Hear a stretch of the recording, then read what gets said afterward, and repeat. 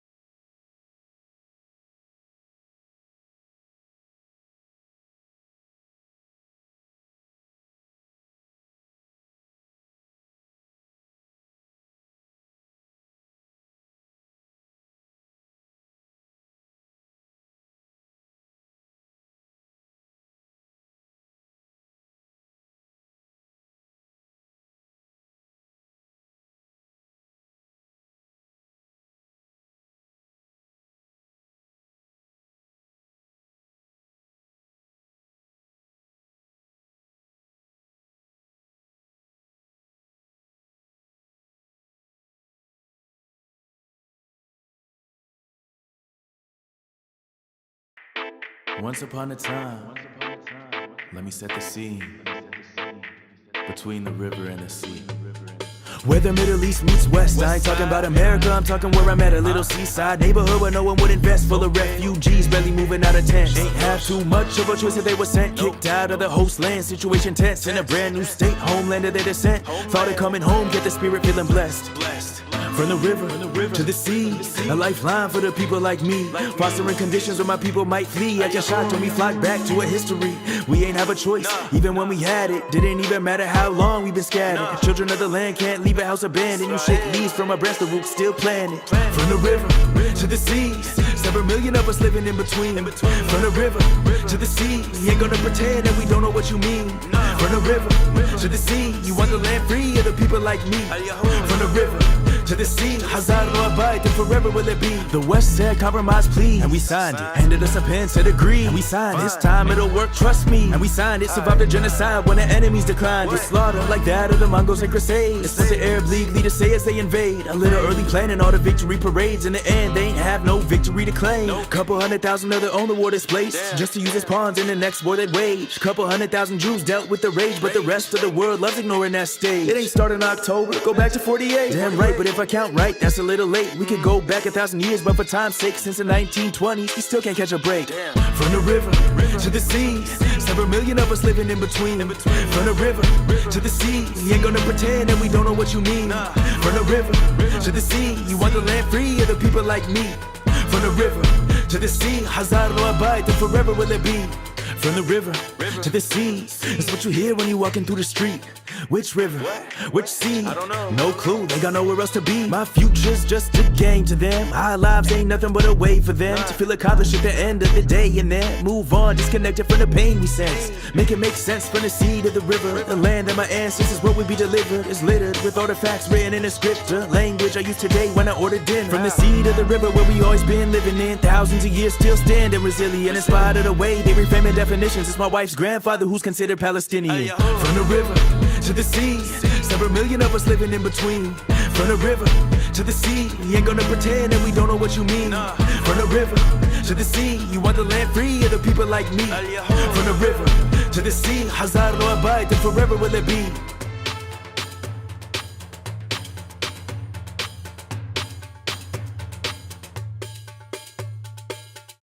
It's plunged college campuses into chaos, ignited congressional hearings, even ended careers. He was fired for using the following 6 words. From the river to the sea, Palestine will be free. This slogan is anything but simple, because depending on who you ask, it's either a path to a brighter future. The main message is for everyone to live in harmony, regardless of your religion or whatever it is. Or a direct call for genocide. Those who chant from the river to the sea are either useful idiots who do not understand what they are saying, or worse, people who wish to wipe the Jewish state from the map. So who's right? What does from the river to the sea really mean? For all their passion, many of the people chanting this slogan have no idea which river or sea they're talking about. What's the river? I forgot the river's name, sea? but the sea is the Red Sea. I think it's the Black Sea and the river on the other side of Gaza. From the mountains to the sea. From the mountains to the sea. Which mountains? What? You gotta be kidding me! I'm not trying to make fun of anyone, but we do have to set the record straight. Because if most of these people understood exactly what they were calling for, they might not be so enthusiastic. From the river to the sea, Palestine will be free. What happens to Israel? In fact, a small survey of American college students around the country revealed that most had no idea what they were saying. Nearly 70% walked back their use of the slogan when they learned what it really meant. I think I've made a terrible mistake. So, what does it really mean? The answer is right here on the map. This is the river. This is the sea.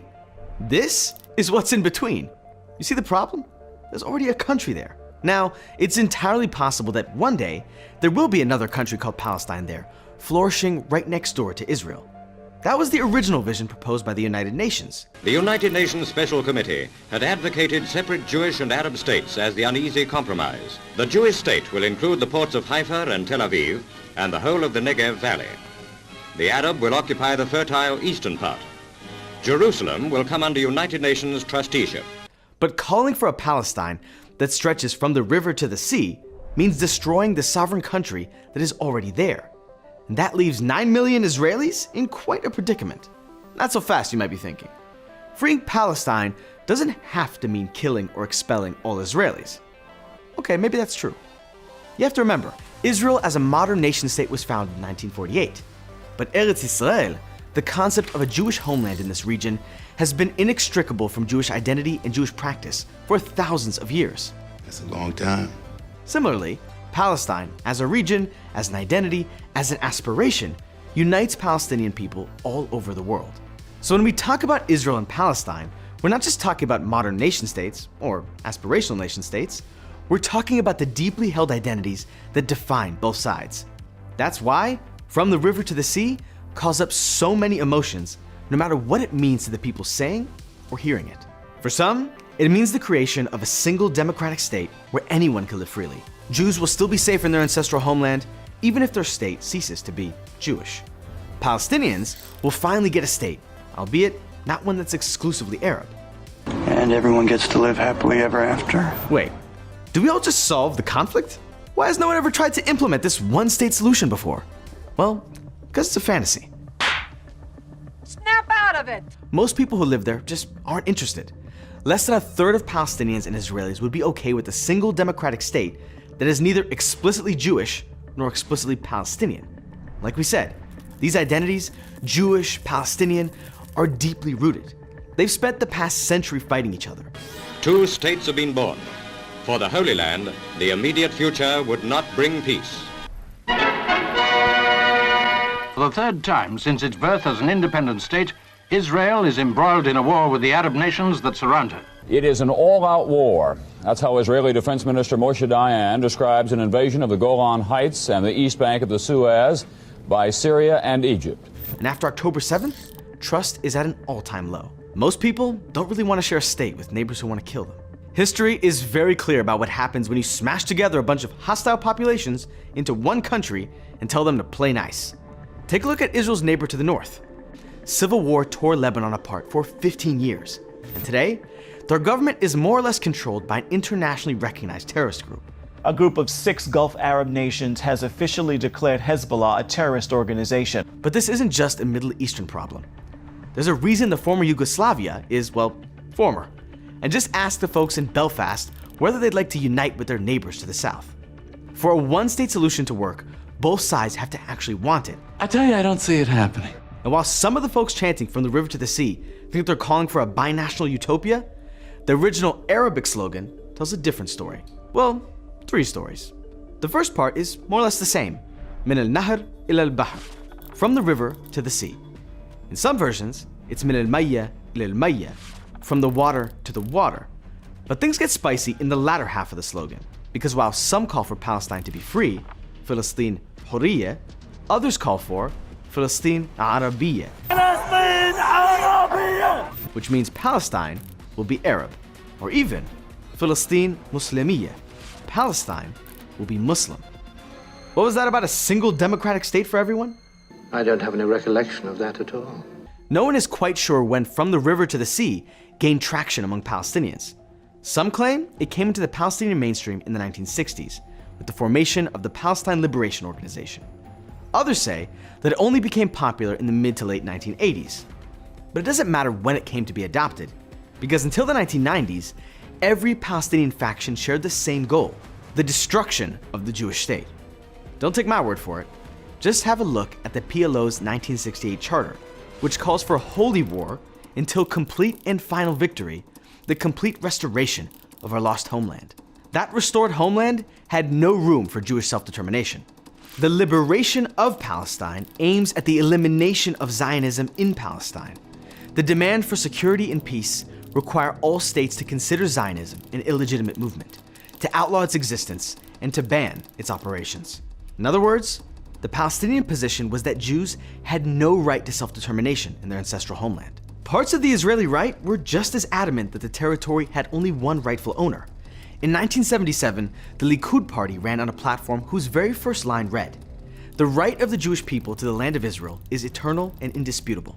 Between the sea and the Jordan, there will only be Israeli sovereignty." Sound familiar? Now, Likud was not the only voice in Israeli politics, but it was, and remains, one of the loudest, which meant that both Israelis and Palestinians were playing a zero-sum game. Until the 1990s, From the River to the Sea was a pretty explicit call for either a Jewish state or a Palestinian one in the entire territory. A free Palestine meant no Israel, and Israel from the river to the sea meant no Palestine. It was a real winner-take-all situation. But things got a little more complex in the 90s, and a little more hopeful. For the first time, Palestinian representatives actually recognized Israel's existence. We want to live in peace with all our neighbors, including the Israelis. And Israel recognized them right back. Let me say to you, the Palestinians, we are destined to live together on the same soil, in the same land. It took a long time and a lot of arguing, but the two sides signed a couple of peace agreements that were ideally meant to usher in an eventual Palestinian state that would exist next door to Israel. For the first time ever, the two sides stopped playing a zero-sum game, in which the existence of one state meant the destruction of the other. Free Palestine no longer had to mean no more Israel, or so it seemed. I think we were making a lot of progress. the peace talks failed. Islamist groups like Hamas and Palestinian Islamic Jihad believed that the territory from the river to the sea was sacred Muslim land, which meant that the Palestinian government had no right to give it up. They were absolutists, whose charters went something like, from the river to the sea, Palestine is ours. Israel? No such thing. Okay, that's not a word-for-word translation, but this is. Israel will exist and will continue to exist until Islam will obliterate it, just as it obliterated others before it. Hamas and PIJ weren't the only ones who objected to the peace agreements. That as the Hamas and the Islamic Jihad by their terror try to kill the peace negotiations, we have decided to take measures against these extremists, to try to find ways to put Kahana Chai and Kach out of the law. Some Israeli Jews felt that a Palestinian state would make Israel less safe. They pointed to the near constant terrorist attacks from the West Bank and Gaza, which were explicitly endorsed by Arafat, the guy signing the peace agreements. Many Jews were outraged that the Israeli prime minister was shaking the hand of a man who called for peace out of one side of his mouth and called for jihad from the other. The divide in Israeli society became heartbreakingly clear when a Jewish extremist assassinated the Israeli prime minister who had spearheaded the talks. And still, the peace process limped on.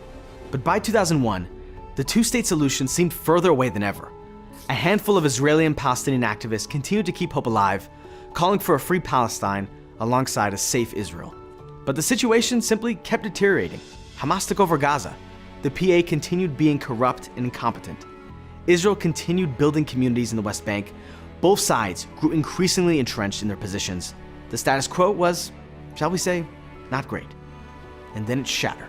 We have breaking news out of Israel this morning where Hamas has launched a surprise attack within Israel's borders overnight. On October 7th, 2023, Hamas invaded southern Israel, butchering 1,200 Israelis, kidnapping another 240.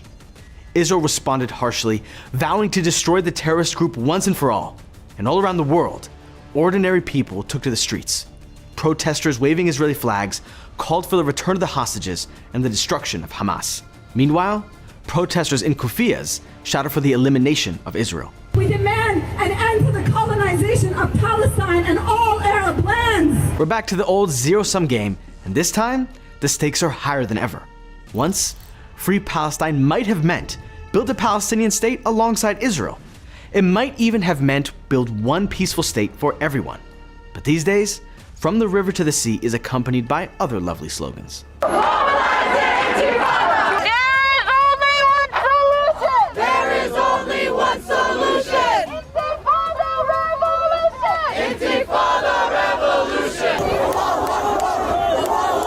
Ever lived through an intifada?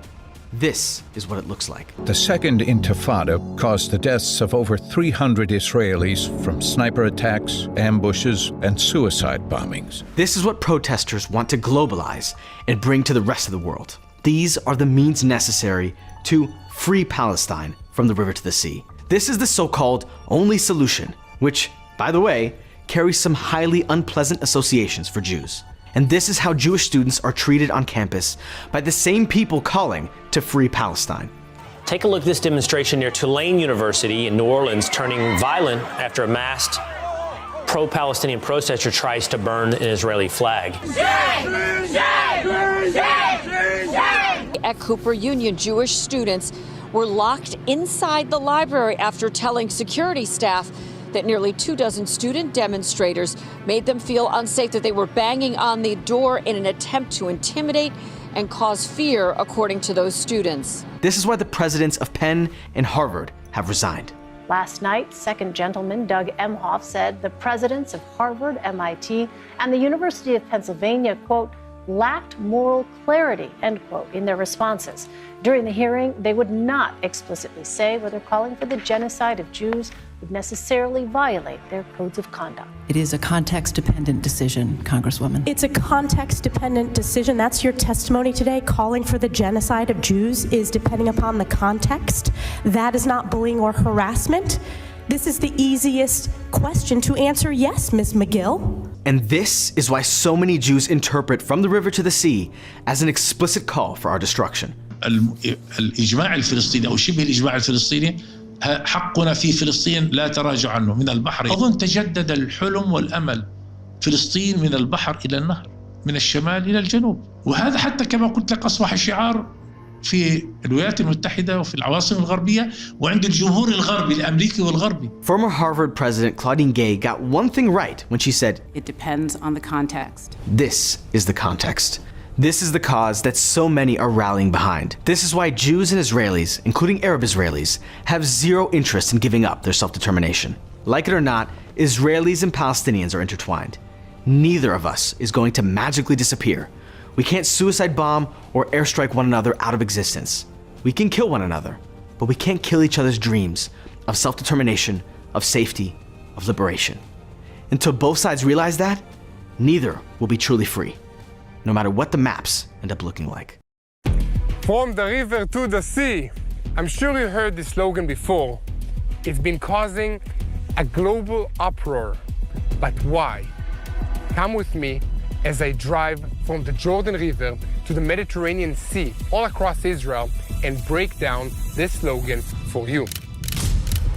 I'm Yair Pinto, and this is My State, a program on current events, my belief in God, and my journey in the Holy Land.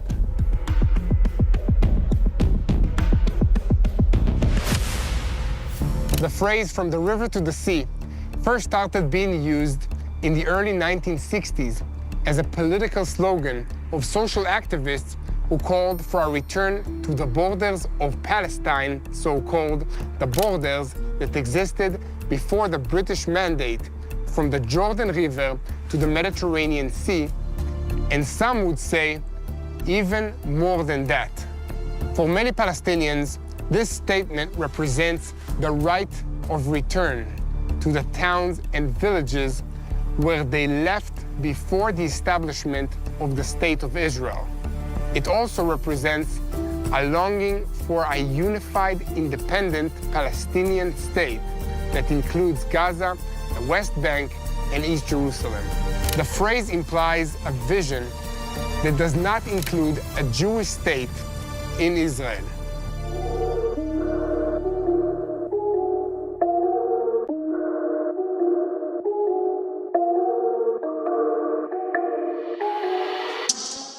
What's in this statement that causes such extreme responses around the world?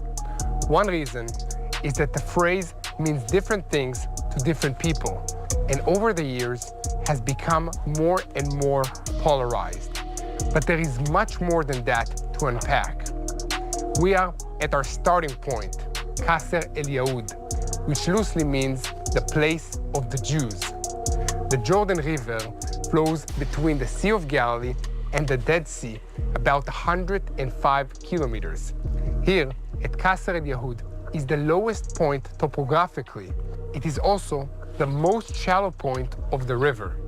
According to Jewish tradition, the children of Israel crossed the Jordan River here in this point and entered the land of the promise, Canaan.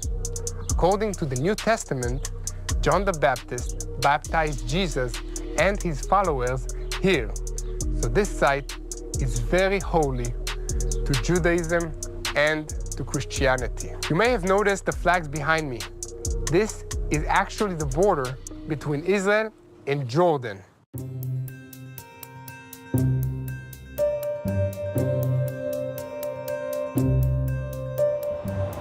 So we are starting our drive from the Jordan Valley and heading west to Tel Aviv on the Mediterranean Sea. I love traveling. We are on Route 1. This is a major highway in Israel, and it's 96 kilometers long. It connects Tel Aviv, Jerusalem, Ma'ale Adumim, and Jericho, and it's also known as the Jerusalem-Tel Aviv Highway. This is one of only 3 roads in the country that crosses the entire width of the State of Israel from east to west.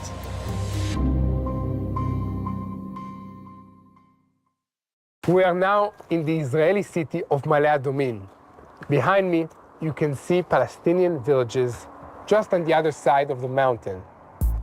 The Palestinian Liberation Organization, was established in 1964, and they officially adopted the expression from the river to the sea as the main goal of the movement. This majority increased the popularity of the slogan. It's really an official part of the Palestinian Liberation Organization's charter, where they write that their national ambition is sovereignty from the river to the sea. 1964 was a noteworthy year for another reason. Hamas was also founded, which only increased the popularity of the slogan. Hamas explicitly calls for the destruction of the State of Israel and the killing of its Jewish citizens. The leaders of the terrorist organization rejected any alternative to the full and complete liberation of Palestine from the river to the sea, and say time and time again that there will not be a single centimeter of land that they will give up. They insist that Palestine is ours from the river to the sea, from the north to the south.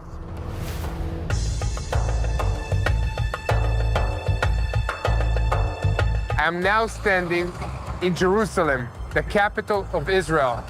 We are halfway of reaching Tel Aviv and the Mediterranean Sea. You remember? From the river to the sea. So we are halfway there. Jerusalem has been the spiritual, religious, and national center of the Jewish people for over 3,000 years. Where under the rulership of King David, Jerusalem became the capital of Israel. Since then, there have always been Jews living in this holy city, no matter who was ruling it.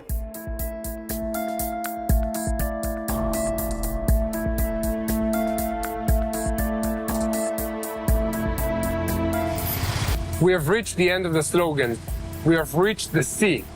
We are at the entrance to the Israeli city of the future, the New York of Israel, and one of the high-tech capitals of the Middle East, the city of Tel Aviv. It is known as the first Hebrew city and was the fulfillment of the Zionist vision of Benjamin Ze'ev Herzl. It's also the second largest city in Israel after Jerusalem. The year of its official establishment is 1909 and was first called Ahuzat Bait. The name was later changed to Tel Aviv. Understand that Tel Aviv was the center of the Jewish territory according to the partition plan drawn up by the United Nations in 1948. 2,300 Jews lived here at that time, and it was surrounded on all sides by hostile Arab villages, including Jaffa on the south, an Arab enclave in the middle of the Jewish territory. After the partition plan was passed in the UN, the hostilities between Jews and Arabs turned into the War of Independence. After Arab armies invaded the land of Israel, the city was bombed several times by planes of the Egyptian Air Force and was attacked from the air and from the sea. On May 14, 1948, the establishment of the State of Israel was announced in Beit Dizengoff at 16 Rothschild Boulevard, the home of Mayor Dizengoff. Tel Aviv continued to experience terror attacks later as well. At the beginning of the 21st century, the Second Intifada broke out, and Tel Aviv again suffered from many attacks, including the attack on the Dolphinarium in 2001. Additional attacks occurred on the bus line number 4 on Allenby Street and Seafood Market, both in 2002, and in the Carmel Market in 2004. In the old central station of Tel Aviv and on Neve Sha'anan Street, 5 different attacks occurred during this period. Apart from the emotional trauma, these events caused real damage to the sense of security and the economy of the city. At that time, the morale amongst the city's residents was low. The sense of personal security was severely damaged. The image of Tel Aviv as a bubble or as a city cut off from the rest of the territory of the State of Israel changed.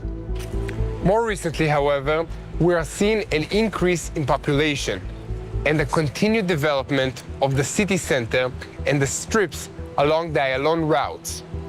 During this period, Tel Aviv's image as the center of Israel's cultural life was strengthened, especially the nightlife, the culture, and the cuisines.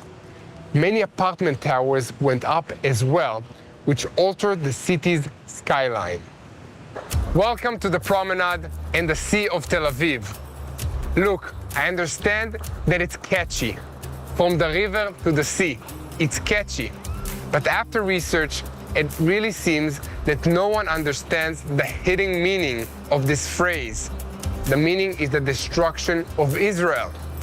A professor of political science from the University of California revealed some of the ignorance of some of the pro-Palestinian protesters.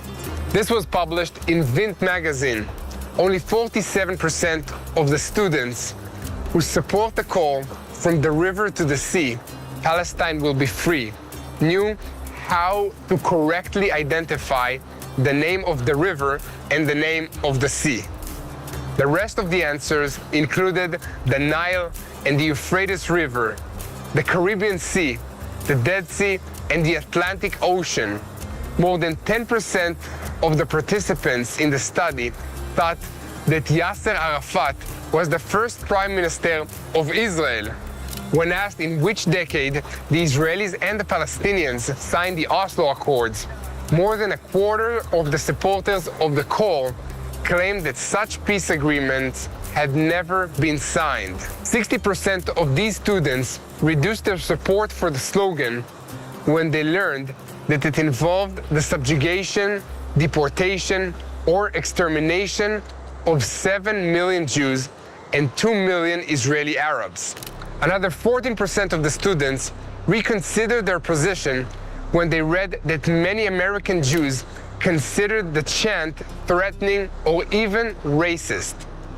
These figures prove to us that the majority of Palestine supporters in the world are not at all aware of the real situation happening here in Israel, and that as soon as they are verified with the facts, they remain speechless.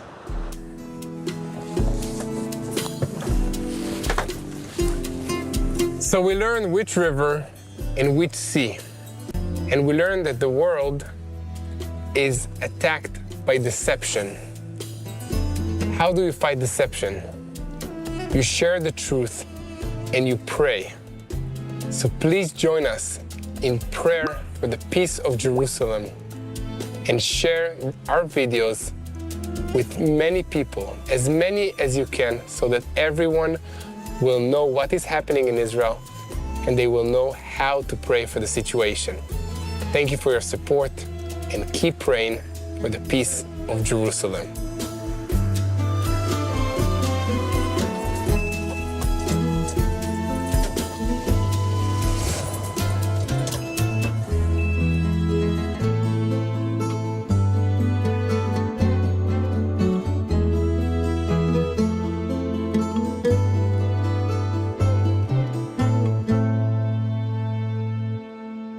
Hello, this is Mati here in Jerusalem with TBN Israel. This is Yair Pinto from TBN Israel here in Jerusalem. TBN Israel is keeping viewers informed with Israel-focused news, culture, and what God is doing in this land. Support TBN Israel today online at tbn.org/Israel. Thank you.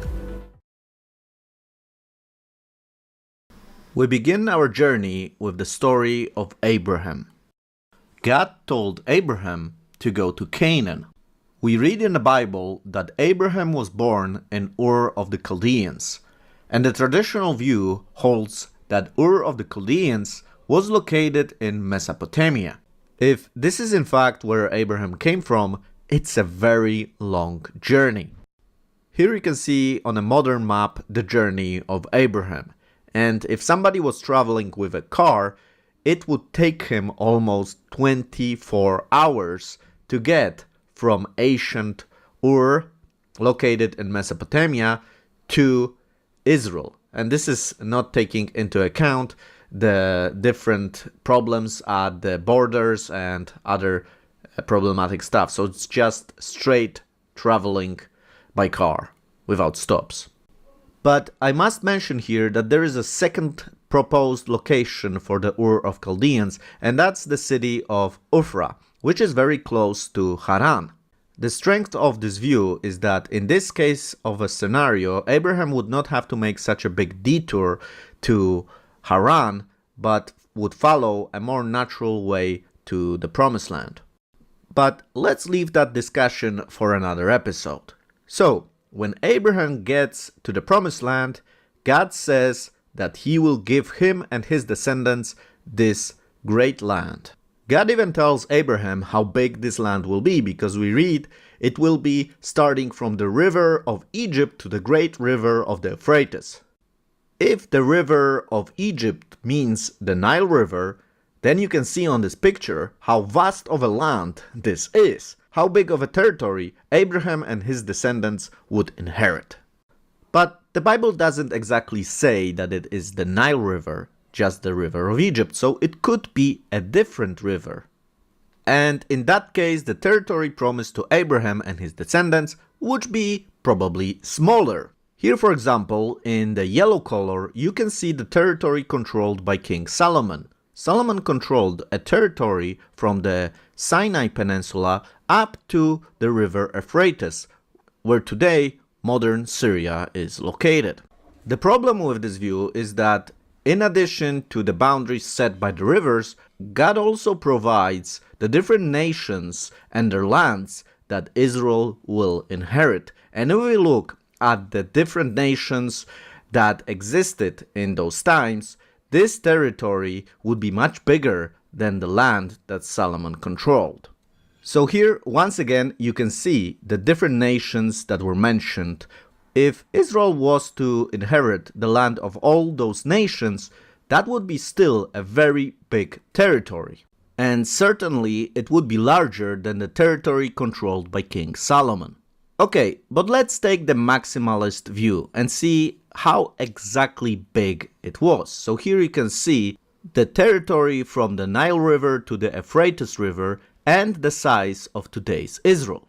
As you can clearly see, Israel today controls just a fraction of this territory. So here's a map of the modern countries today and their boundaries. And here is the territory again from the river Nile to the river Euphrates. Okay, but let's compare it to some things that you may be more familiar with. So let's, for example, take the state of Texas and compare it how big it would be. So the state of Texas is about the size of the Promised Land. So the land that we mentioned from the river Nile to the river Euphrates. So this is the size of land God actually promised Israel. But let's take a different country now. Let's take, for example, the country of Kazakhstan, which is a very large country. So again, this country is a little bit bigger than the land that we mentioned from the river Nile to the Euphrates River. Okay, so let's take one more. Let's take, for example, the country of Turkey. So again, Turkey is about the size of the landmass that we mentioned, from Nile to the Euphrates River. So this perhaps gives you a better understanding of the land that perhaps was promised to Abraham. Okay, but let's move on. The next important story in Israel's history is the story of Abraham's grandchild, Jacob, and his 12 sons. And of course, in this story, the country that is very important is the country of Egypt. This story, of course, begins in Canaan, but it ends up in Egypt, because Joseph goes to see his brothers. Then, as we read, he is sold, and then he travels as a slave to Goshen, which is part of Egypt. Eventually, the whole family of Jacob moves to Egypt, and this is where the nation of Israel is created. After 430 years, the 12 sons of Jacob are transformed into a large nation. And in the book of Exodus, we read about their departure from Egypt and their return to the Promised Land. There are also several theories as to the route of the Israelis in the wilderness. I will present the three most popular ones. So first we have the so-called northern route, which goes on the north side of the Sinai Peninsula and locates Mount Sinai at Jabal Helal. Second, we have the central route, which goes through the middle of the Sinai Peninsula, goes down to the Median territory, which is today's Saudi Arabia, and then locates Mount Sinai at Jabal al-Lawz, and then goes back to Kadesh and Barnea. And then we have the southern route, which goes to the bottom part of the Sinai Peninsula and locates the Sinai mountain at Jabal Musa, and then again goes back to Kadesh and Barnea. Of course, all of those three routes, and there are many than those three, have their strengths and weaknesses, and there probably isn't one definite answer as to the exact route of the Israelis through the wilderness. What I can definitely say is that the journey in the wilderness could have been much shorter if the Israelis trusted God. In the Bible, we read that 12 spies were sent to Canaan to check out this land. We read that 12 spies were sent, one from each tribe. And then after 40 days, they returned with a report. 10 of the spies said, yes, the land is beautiful, flowing with milk and honey, but we'll never get it. It's fortified, the people are big, we have no chance. But 2 spies, Caleb and Joshua, said, yes, there are challenges, but God is with us, and we will certainly win. Unfortunately, the nation of Israel listened to the majority report, and because of their disbelief in the power of God, they were punished to wander in the wilderness for 40 years. Out of this generation, only Joshua and Caleb were able to see with their own eyes the Promised Land. Even Moses was not allowed to enter. He was able to see it from Mount Nebo, but he did not enter the Promised Land. Eventually, the Israelites began their conquest of the Promised Land. And of course, this wasn't an easy task. The land did not belong to one big nation, but it was full of little tribes, warlords that controlled each city. And so, every time, every battle, it was a struggle. Of course, even before entering the land, each tribe knew exactly which part of the land is given to them by God. Here you can see the division of the land by the tribes of Israel. Of course, the reality was that Israel did not conquer all the territory that was promised to them by God. The book of Judges is full of struggles for the land, which clearly shows that the people of Israel lived in the land, but they did not control it. The situation gets more stable as Israel gets her first king. Here you can see the territory controlled by Israel under King Saul. Then you have the territory controlled by Israel under King David, and eventually the territory controlled by King Solomon. That's a very large territory if we compare it to today's Israel. The glorious days of the kingdom of Solomon did not last very long, and after Solomon died, the kingdom actually got divided into southern Judah and northern Israel. Here you can see those two kingdoms with their neighboring nations that were not very friendly to Israel. And here you can see the map of today's Israel. And here you can see the nations that surround Israel today. But as Israel was fighting her small wars, a giant danger was starting to be created. A nation that was probably the first great empire and had a huge impact on the history of Israel was Assyria. Assyrians were known for their cruel but effective way of fighting. A very important battle happened in the Karkar area. It is here that the coalition of the nation of Aram and King Ahab was defeated by the Assyrian forces. This was the final blow for the nations in the Canaan region. Assyria was going strong and was destroying everything on its path. The evil King Jehu of Israel had to become a vassal of Assyria. As Assyria was continuing its victorious march, many people from Israel and Judah were escaping to Jerusalem. Those that did not escape faced the wrath of the Assyrians. The northern kingdom was conquered by Assyria and the people were exiled far east into the Assyrian territories.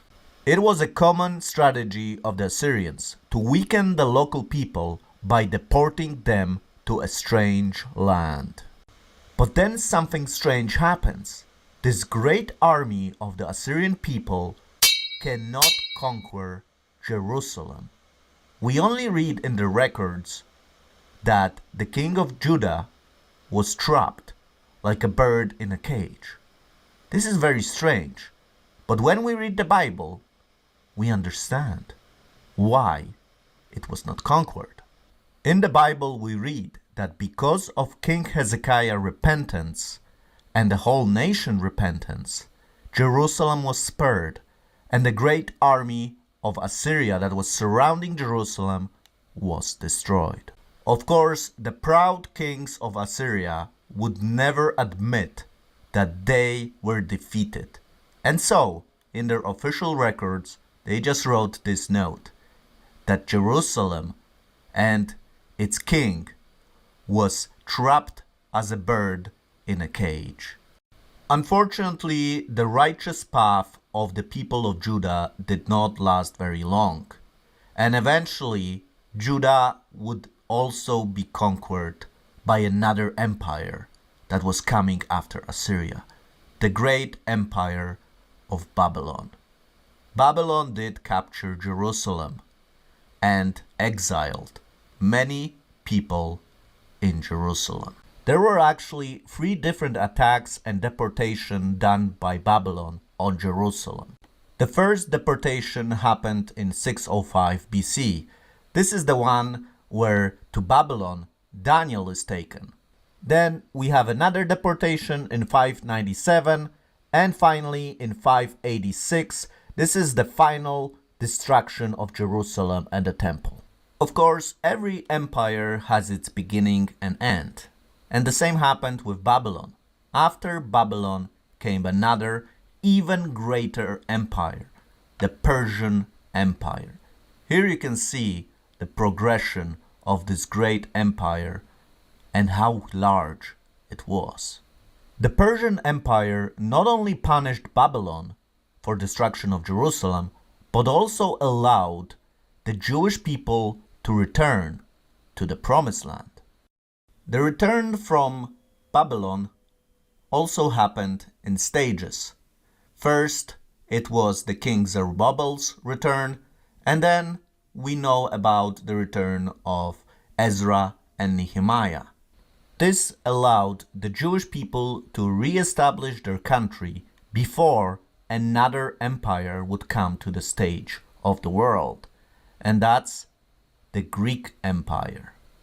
Here you can see the progression of the Greek Empire and the incredible conquest of Alexander the Great, who supposedly did not lose a single battle. Alexander the Great expanded the Greek Empire and its culture to the borders of India, and only then, when his soldiers told him, "We're tired, we want to go back home," he stopped, after which he died very quickly. After Alexander died, his kingdom basically divided into 4 parts. The part that really interests us as far as Israel's history is the Seleucid kingdom and the Ptolemaic kingdom.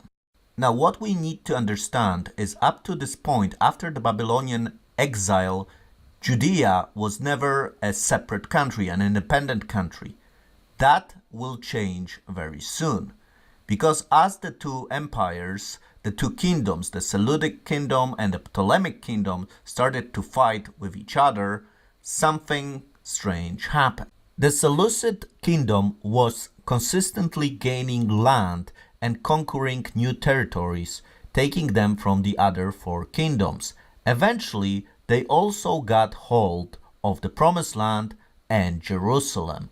The expansion of the Seleucid Empire was stopped by another great empire to emerge, the Romans.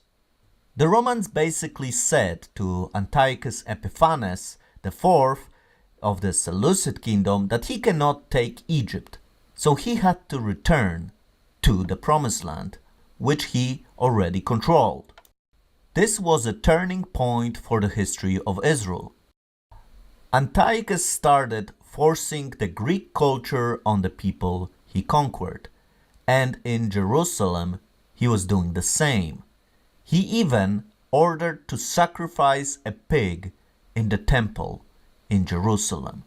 That was a huge problem for the Jewish people that started rebelling against this tyranny. And that's the beginning of the so-called Maccabean revolt. On this map, you will be able to see the different stages of the Maccabean revolt and how the kingdom started to expand into the kingdom that we know in the 1st century.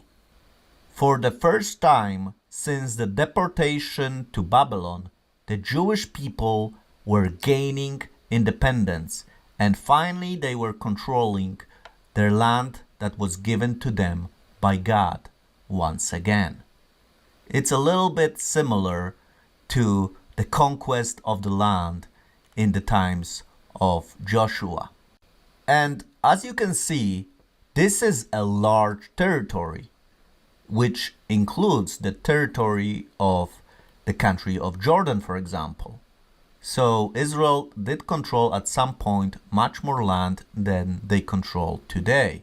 So we of course mentioned Rome, and that's another empire that had a huge impact on the Jewish people and on their land. And so the independence of the Jewish people did not last long, because the Romans put procurators in the territories they controlled, and they were supreme to any local kings or governance. Of course, the Romans were not very different from the Greeks. They took the Greek culture, repackaged it, and called it their own. And it wasn't long when the Jewish people started rebelling again against the Roman boot. The first Jewish revolt started in 66 AD and inflamed the whole region. Initially, the Romans had some problems with the rebels, but the Romans are not the Greeks. Their army was far superior than the Greek one, and they knew how to deal with rebellion. The last stand of the Jewish people was Jerusalem. Because Jerusalem was a very well fortified city, the Romans brought 3 legions to deal with it.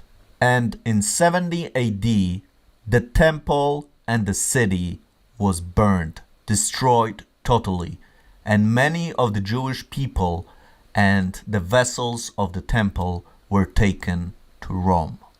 But that was just the first chapter of the Jewish rebellion against Rome, because in 132 another Jewish revolt started. This was the so-called Bar Kokhba revolt. Emperor Hadrian had this idea of transforming Jerusalem into a modern pagan city, and so he started creating pagan temples, which once again stirred up the Jewish people who attacked the Roman forces stationed in Jerusalem. Hadrian got really angry at the Jewish people, totally destroying Jerusalem and even changing the name from Jerusalem to Aelia Capitolina. The whole city was just demolished. Many people were killed, not just in Jerusalem, but in whole Judea. The numbers are just staggering as to how many people were killed. Hadrian wanted to erase any memory of the Jewish people in the Promised Land, and so he even renamed the whole region from Judea to Syria, Palestina. And this is where we get the name Palestine from. The region was named after Israel's greatest enemies, the Philistines. Therefore, the name has nothing to do with the modern Palestinians, because the Palestinian people today who call themselves Palestinians are not the descendants of the Philistines. After the destruction of Jerusalem and the slaughter of the people of Judea, the region became desolate and even forgotten. Nobody really cared about it. But then another thing happened. A general by the name of Constantine started a march with his army for the power in the Roman Empire. He began his journey for power from England, then swept through France, and finally ended up in Rome, taking control of Rome's one of the most important cities, the city where it all started for Rome. So by that time, Constantine was the master of the Western Roman Empire, but the East was still not controlled by him, because by that time the empire was divided into East and West. So he started marching also to the East and progressively started taking control also of the Eastern Empire. Now, there is a legend, perhaps it is true, perhaps it is not, that on his march to Rome, Constantine and his army saw the sign of the cross. And that's why later on Constantine became Christian, and also the whole empire became Christian. And as the whole empire Christianized, again the Holy Land became important. Helena, the mother of Constantine, went to Jerusalem for the search of the true cross. It is said that with the help of Eusebius, they were able to find the real cross of Christ. On the spot believed to be Golgotha, a huge church, a huge basilica was built where they believed the true cross was and where Jesus was buried. This was the original church of the Holy Sepulchre. And that was just one of the many churches that were built in Jerusalem during this time. And that's why, again, the Holy Land became important in the Roman Empire. However, we must understand that by that time, the power of the Roman Empire was much weaker. The empire divided into West and East. The Western Empire was gradually disappearing, disintegrating, and the Eastern Empire was threatened by a great Sasanic Empire. And it didn't take long for the Western Roman Empire to totally disappear, and only the eastern part of the empire was left, known later as the Byzantine Empire. Now, the Western Empire collapsed in 478, but the Eastern Empire still controlled the Holy Land. But that would soon change. The Sassanid Empire, which was the successor to the Parthian and even earlier the Persian Empire, took control and conquered the Holy Land for a short time. During this time, the Church of the Holy Sepulchre was destroyed, and it is said that the true cross that Helena found was also stolen and taken by the Sassanid army. The Byzantine Empire took control back of Jerusalem in a short time, but the Christian dominance over Jerusalem was to soon end by a new power that was rising. And that was, of course, caused by a new religion that was spreading rapidly in the Middle East, the religion of Islam. After the death of Muhammad, a powerful caliphate of the Rashidun began expanding not only in the Middle East now, but also in Africa, and even going closer and closer to Europe. Now, the caliphates will change, but one remained: the dominance of the religion of Islam. This also, of course, affects Jerusalem, as the Dome of the Rock and the Al-Aqsa Mosque were built during this time. After the Rashidun came the Umayyads, who controlled the region. The Umayyad Caliphate conquered even more land than the Rashidun, and they really started to threaten even the European countries. Finally, the gates to Europe were closed by Charles Martel, who stopped the marching armies of the Caliphate on the territory we know today as France. After the Umayyads came the Abbasid Caliphate, which also had a great influence on the region. The Abbasid Caliphate was challenged by the Tulunids, who were also known as the Mamluks. They freed themselves from the Abbasids, and the origin was Egyptian. Eventually, the Abbasid Caliphate took control of the region. And eventually, we get to the Fatimid Empire, to the Fatimid Caliphate. Now, this caliphate is very important because during the reign of this caliphate, very important things started to happen in the Holy Land. Now, as you look on this map, you will clearly see that the Byzantine Empire is still existing up to this point. And the Byzantine Empire, of course, is not happy that a foreign religion is controlling the most important land to its religion, the Holy Land. Additionally, a new Muslim empire, the Seljuk Empire, started to really threaten the Byzantine Empire, to the point that it almost lost all its territories.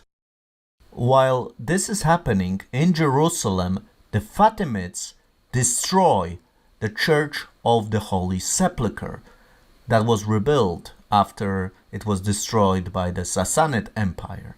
Also, many other churches in the land are burned to the ground, and that's a very big problem for the Christians all around the world.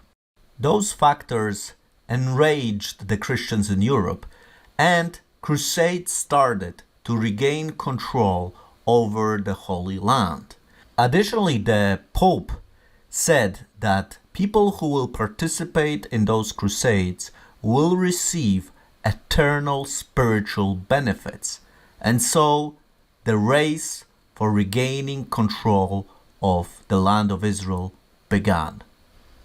And there were many crusades, of course, that it will be difficult to cover all of them here in this video. This is a totally separate topic for another video.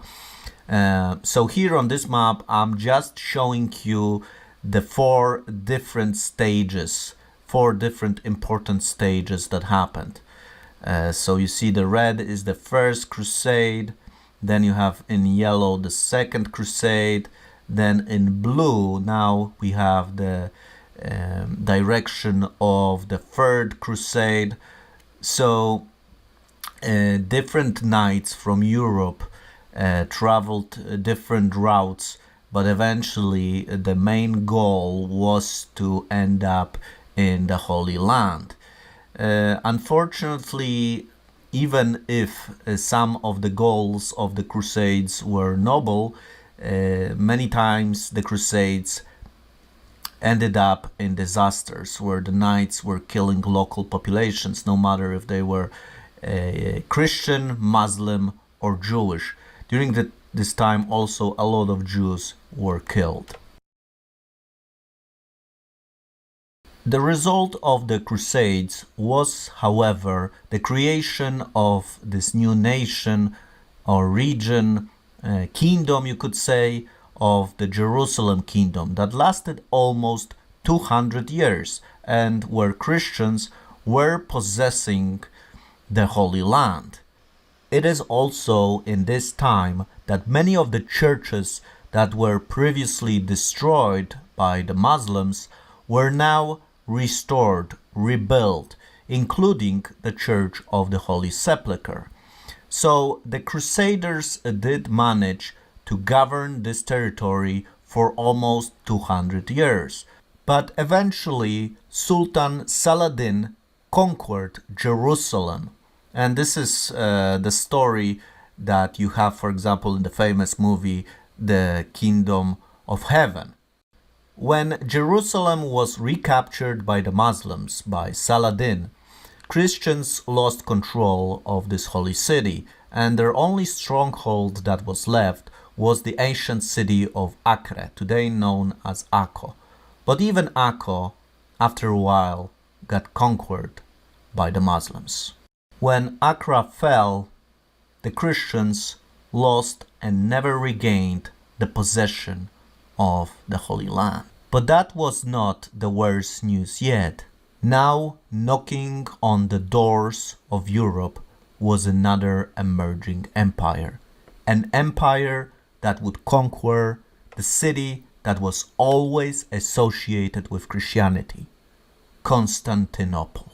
This new powerhouse in the region was, of course, the Ottoman Empire. And I can't stress how much this empire influenced the Israel that we know today. It was a tremendously successful empire that conquered all the territories you can see now on this map. It was a vast, vast empire that sometimes we forget how big it actually was. The Ottoman Empire was threatening such European cities as Vienna, and it was only stopped by the Polish army of Jan Sobieski. If that battle did not happen, perhaps Europe would be Muslim today. When you look at Jerusalem today, especially the old city, what you see are the walls that this empire built. It was Sultan Suleiman the Magnificent that built the walls of Jerusalem that you see today. Eventually, even though it lasted for a long time, the Ottoman Empire started to shrink. The Ottomans were also involved in World War I, and they allied with the Germans who lost the war. So that really ended the Ottoman dominance in the region. After World War I, the whole region formerly controlled by the Ottoman Empire was now divided between England and France, the winners of World War I. So, as you can see on this map, France, which is in blue color, took control of the territories that today are Lebanon and Syria, while the British took control of the territories that today belong to Egypt, to Israel, to Jordan, to Iraq, Kuwait, and Qatar. The British and the French mandate had a tremendous impact on how the countries in the Middle East look today. Eventually, the mandates were divided into separate countries. First, the English mandate was dismantled, creating countries like Egypt, Saudi Arabia, Iraq, Iran, Qatar, and Kuwait. But the territories controlled today by Israel and Jordan were under the British mandate for a longer time. Jordan got its independence in 1946, while the territory controlled by Israel today was left by the British in 1947 and handed over to the United Nations. Now, I must say a few things before we will move on to the more modern history. First of all the countries around Israel today did not function as separate countries before the Ottoman Empire collapsed. this whole territory was controlled for centuries by the Ottoman Empire, and there were no separate countries before that. All those countries, all those borders were created artificially by the French and the British, who were victorious after World War I and who suddenly controlled the territory that belonged to the Ottoman Empire. Also, there never was a country called Palestine. The British called this region Palestine, going back to the ancient tradition that we discussed, that this region was called by the Romans Syria Palestina, and again, it did not refer to the Palestinian people because there was no Palestinian people at that time, but the Philistines that today don't exist. So if somebody says that the Jewish people are taking somebody else's country, it is not true. There never was a country like Palestine, and if somebody is saying this, he does not know history. This history that you can follow in this episode. So let's now discuss the facts. What really happened? Here you can see in this blue color the land that was controlled by Jewish people after World War II in the Holy Land.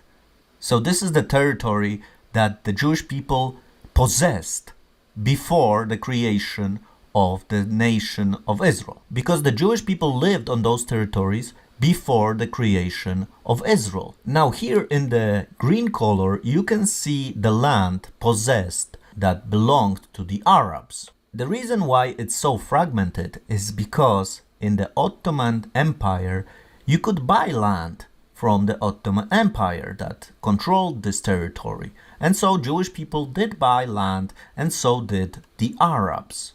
Now, when the British gave control of this area to the United Nations, they proposed a partition plan of this land. So, the territory you see in green would be given to the Arabs, and the territory that's left would be given to the Jewish people. And what I must say here is that the majority of the Jewish territory is the desert, so not a very good territory. But nevertheless, the Jews accepted, while the Arabs rejected this partition plan. I must stress this. They rejected this partition plan, this two-state solution. So Israel, having no choice, basically announced its independence.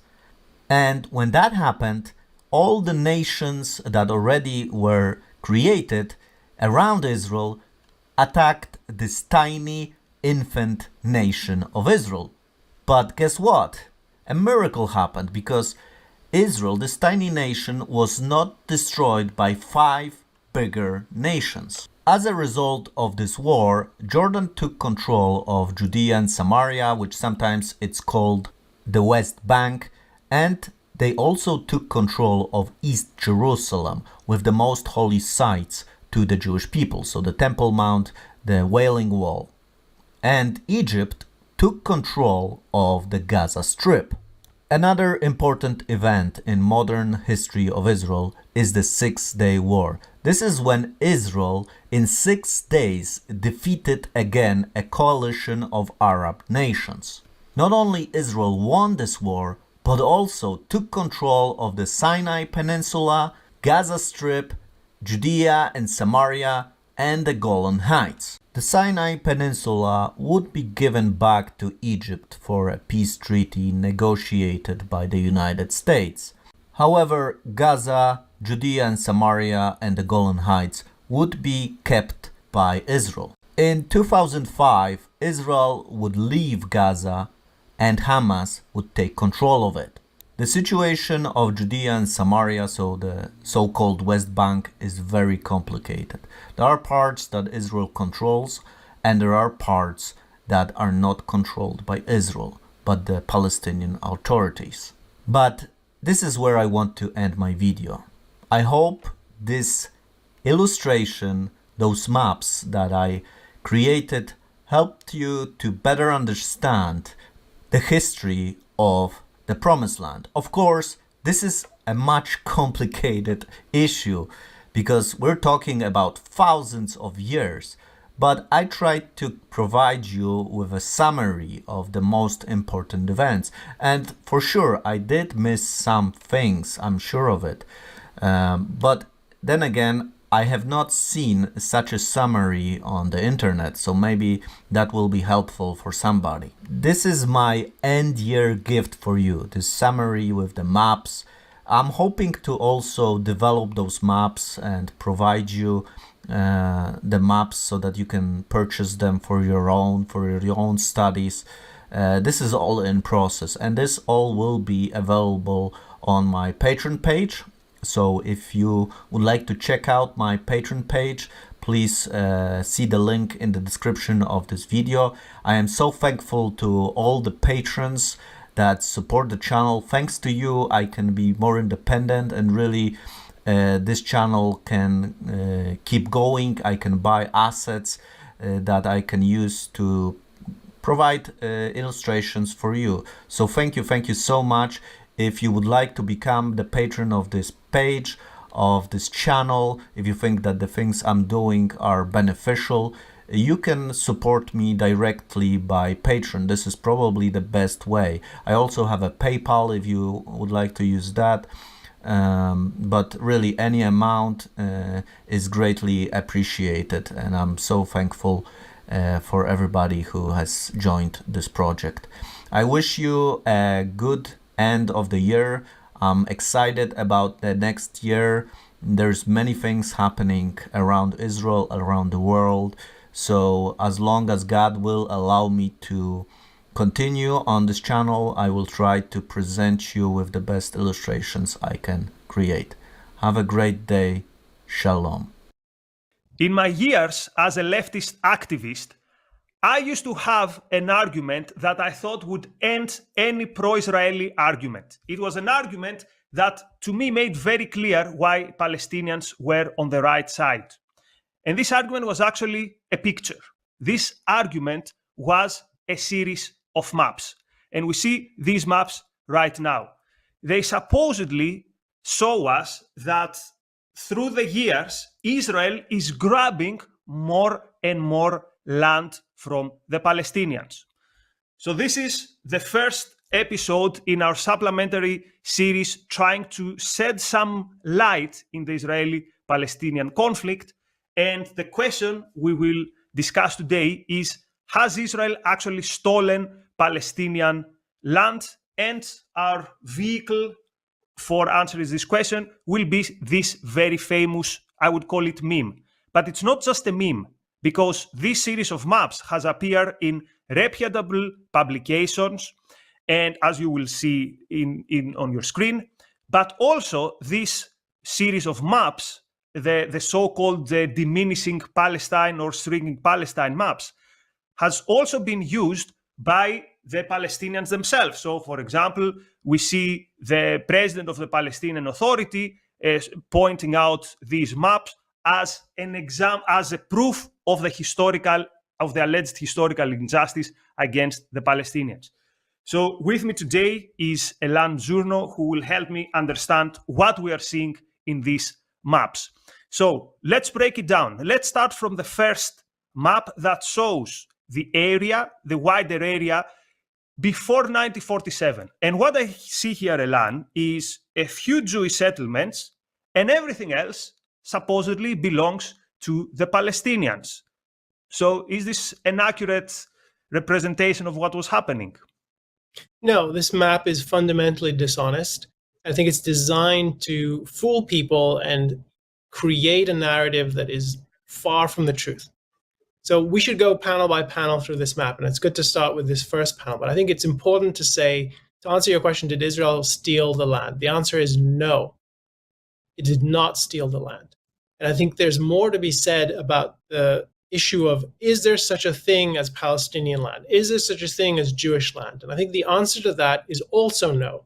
There's land that's owned by individuals.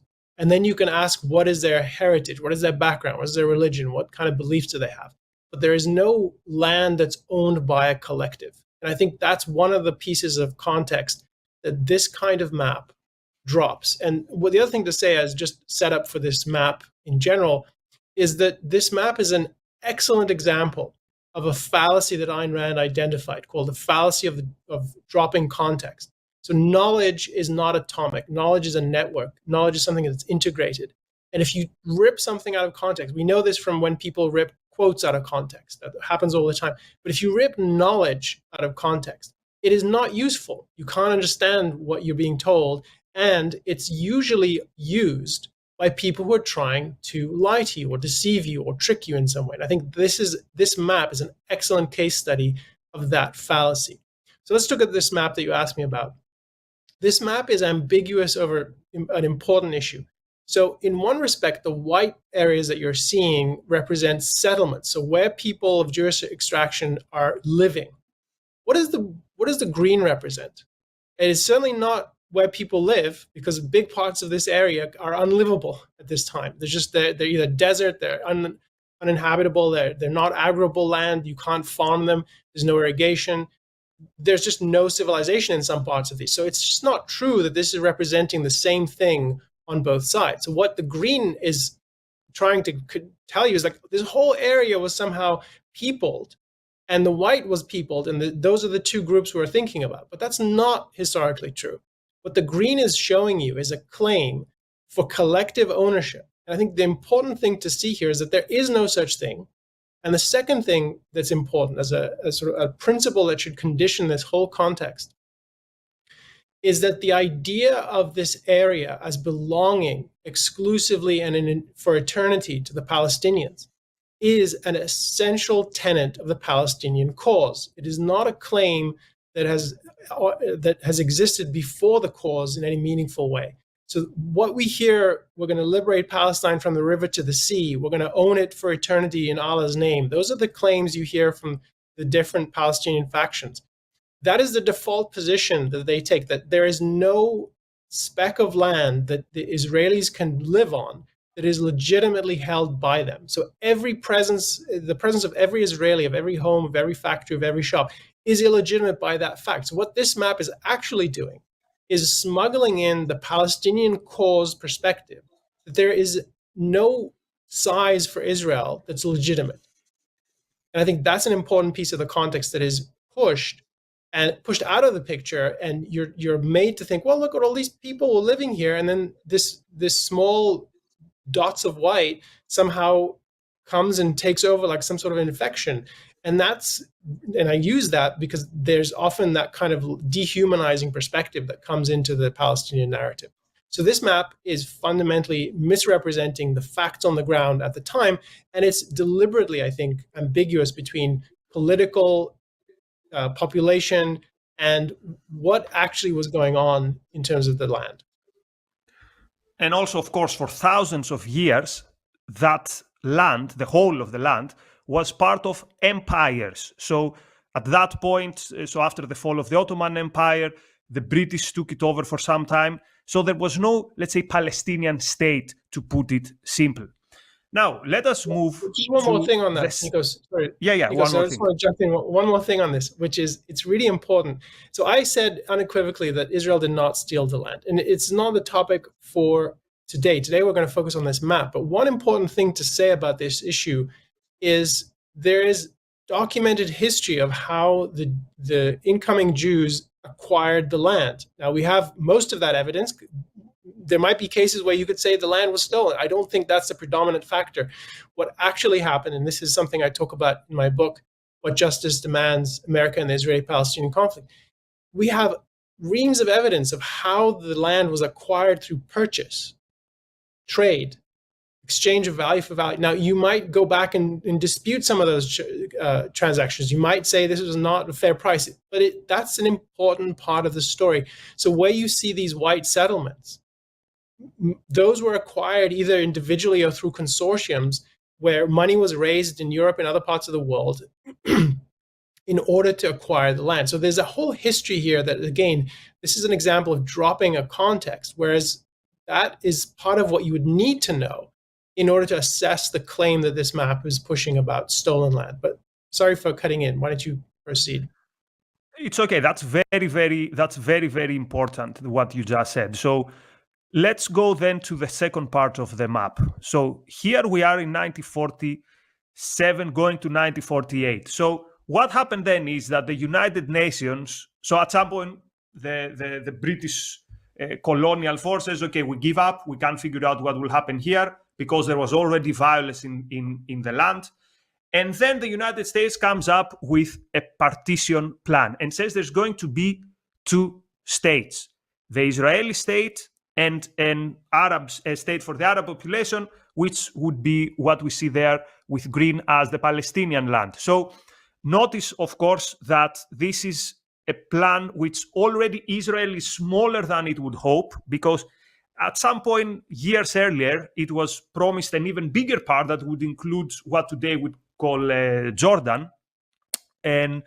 But Israel says, even with this relatively small piece of land, again, most in the south is desert, Israel says, we are okay. So what is very important here is to notice that there would have been a Palestinian state if the Arabs at that point said, okay, we get this deal. How did the Arabs react? They reacted by declaring war to Israel, literally the day Israel declared its independence, which was the day that officially the British mandate on the area expired. So, Elan, any comments on the UN partition plan? Is there anything of interest here? Yeah, notice how this map now is about sovereignty of nation states versus population distribution. So this is a very different kind of map. Colors are the same. That's something you should notice if you're trying to evaluate this map as a tool for thinking.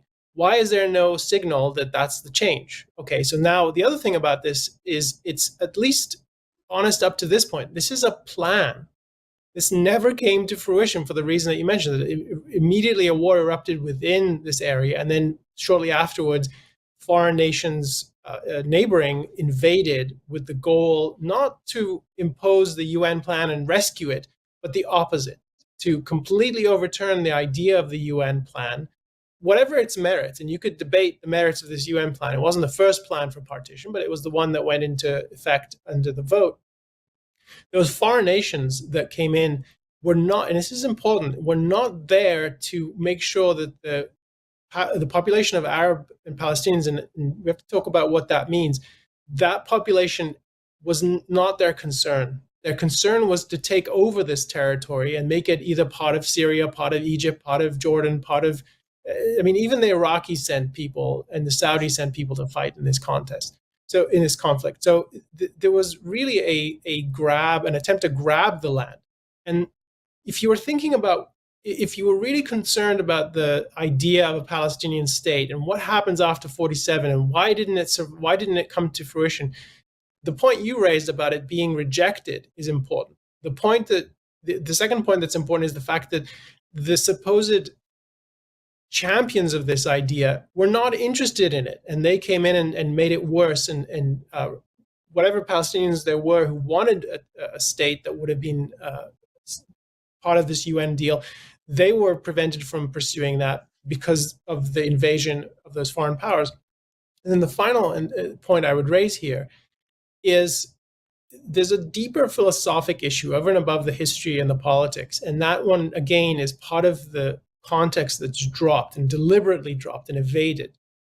And that is, yes, the UN voted for a partition, and you can cling to that if you're on the side of the Israelis and say, look, we were on the right side of this decision, and you can point fingers and say the Palestinians were not, and so forth. And that's fine. But the deeper question is, should there have been any partition? Should there have been any state for Israel and any state for the Palestinians and the Arabs in the area? And that's the philosophic question. And I actually think the Israelis deserve to have a state because they were moving in the direction of a state that did and does now enable people to live in freedom and prosper and build and produce. Whereas what I think would have been expected of the Palestinian state is the opposite. It's what you see in all the neighboring regimes, which is they're authoritarian monarchies or theocracies, and not at all conducive to human life. We don't know what that would have looked like. Oh, actually, we do know, because the history, as we'll see, does point to what the Palestinian state looks like. But that's an important issue. what are the conditions, what are the moral premises that make your claim to statehood valid or invalid? And that's just completely ignored here. So we start with map 1, where everything is Palestine except for this white growth, which is Jewish settlements. Then the white growth increases and the Palestinian decreases, and it's shrinking. And oh no, how could this possibly be the right way this should be going? This is a problem. No, the real question here is, what are the conditions that human beings need in order to live in a society? What is a good society? What is a just society? That's the principle that should govern who is entitled to a claim to statehood and for what kind of state. And that is completely ignored. And it's important for people looking at this map to ask themselves, why is that question not being put on the table? Why is it being pushed out of the way so that I'm led to think that the Palestinians are being victimized by this white growth on the map labeled Israel? That's an important question anyone who's touting this map should be answering.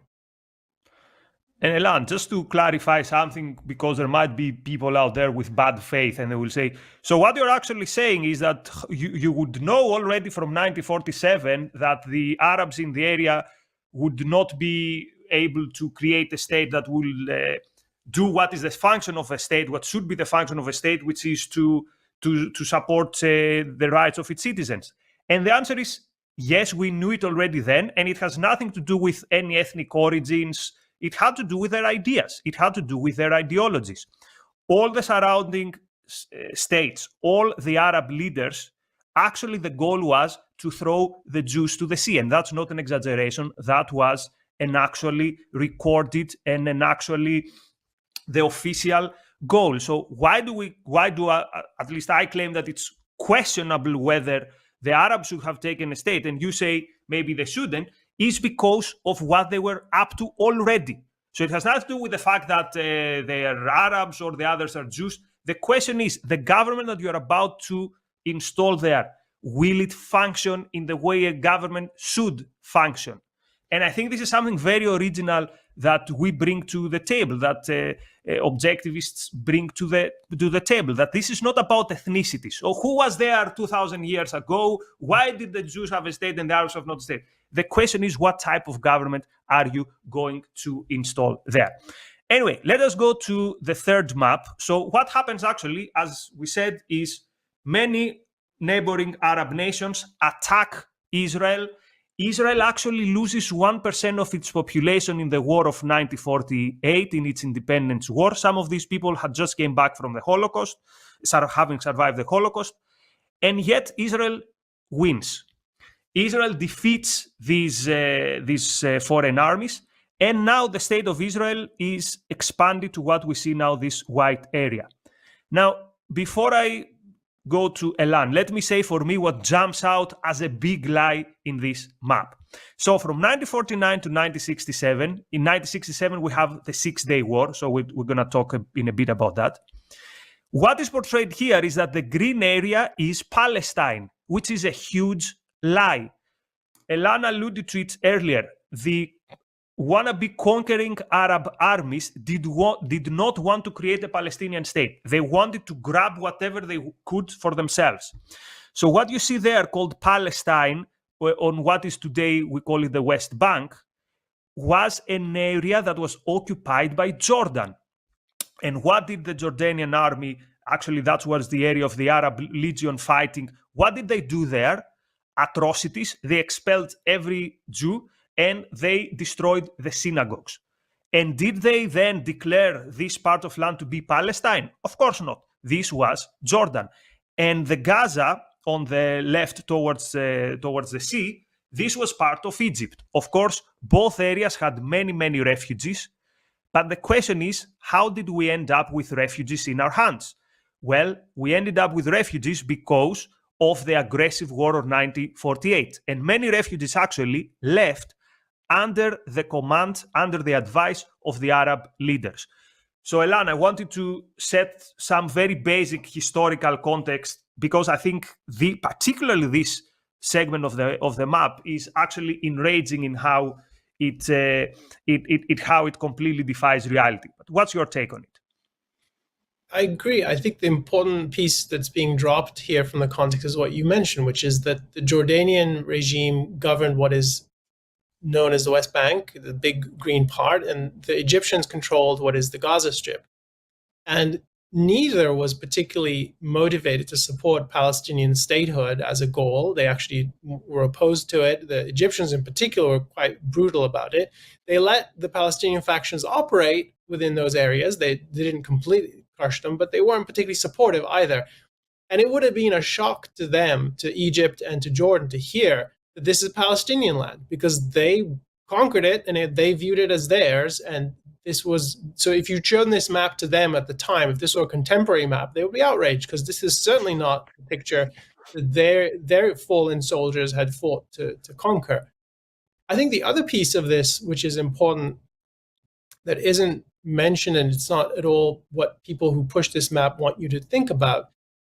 Again, we're seeing that the outline of the map isn't changing. And Israel, colored in white here, is growing.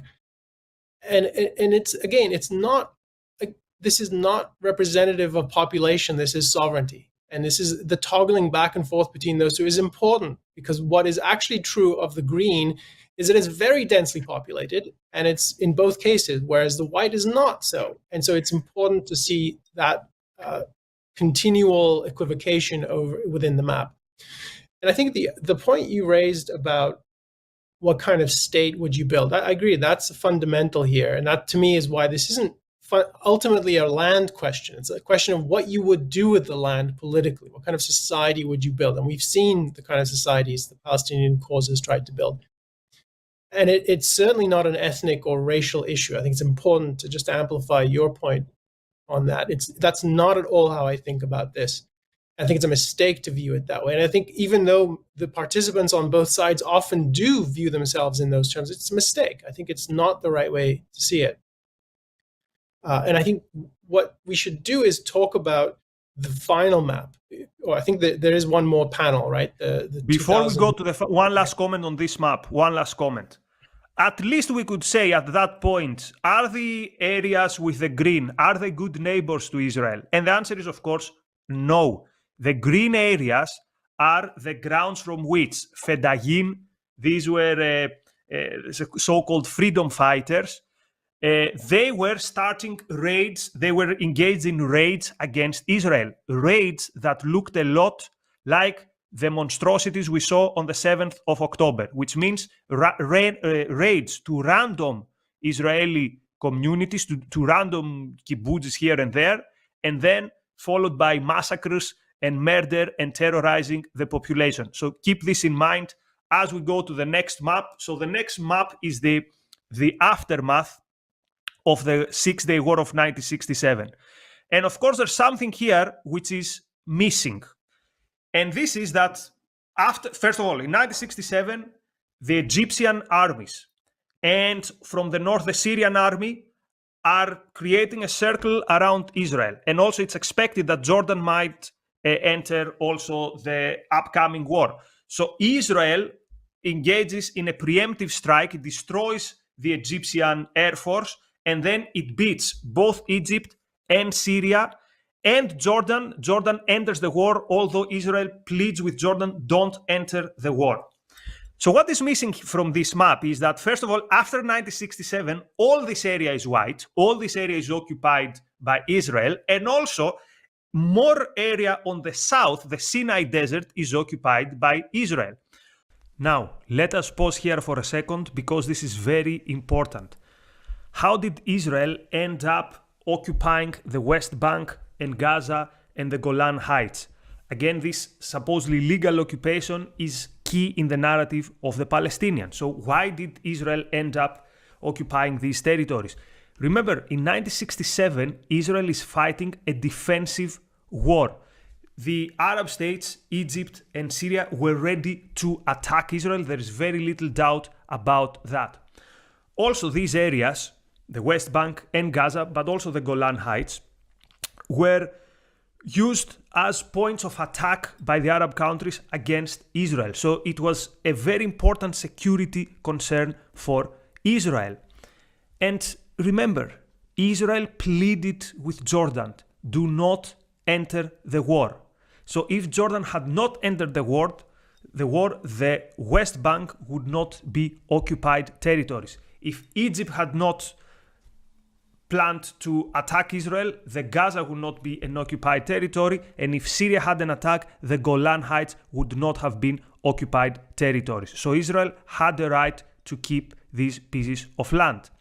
And how important these pieces of land were for its defense became evident some years later in 1973, where the Golan Heights and the Sinai Desert gave Israel the strategic depth that it needed to withhold the attack of Egypt and Syria, to withhold round 3 of their war against Israel. But Israel, when it realizes that at least some of its adversaries, in this case the Egyptians, are interested in a peaceful coexistence, it gives back Sinai. It gives back the Sinai. And actually what we see here is that after the 90s, Israel engages in talks with the Palestinians. And actually it gives some administrative autonomy, some administrative rights in the Palestinians, both in West Bank, this is the dots on the center towards the north, but also in Gaza. And actually since 2005, Israel completely removes itself from Gaza. The results, we see them today because a year later in 2006, Hamas gets control of the Gaza.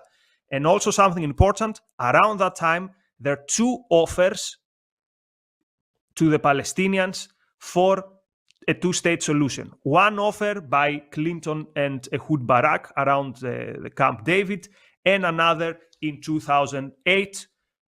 Neutral people claim that these were good deals, but the Palestinians did not take them. So this is my historical context for this last map. So Elan, you wanted to talk more about this map. What draws your attention? The first point I would raise here is that this is gliding over the so-called peace process that began in 1993 with the Oslo Accords, and that led to the West Bank becoming a Palestinian, West Bank and parts of Gaza becoming the beginnings of a Palestinian state under that agreement. This was the classic Land for Peace agreement. And the idea was that by 1994, the Palestinian Authority, which was the government in the making, would take over administration of the West Bank and then eventually all of Gaza. And that's what you see in the green bits on this map. Now, this is 2005. That's just more than a decade since the Palestinian Authority came into being. Why does it not look like a solid green the way it would if you saw the original maps that this peace agreement had been built on? Well, because the Palestinian National Authority, the proto-state, the beginnings of a state, was a failed state before it became completely sovereign. It was a dictatorial regime. It was stealing from its own people. It was carrying out and encouraging, fostering, and paying for attacks on Israel from within its territory. So to the extent it had sovereignty. It was anarchic in many ways between rival police forces. Just imagine what that looks like. Not rival armies, rival police forces, domestic conflict.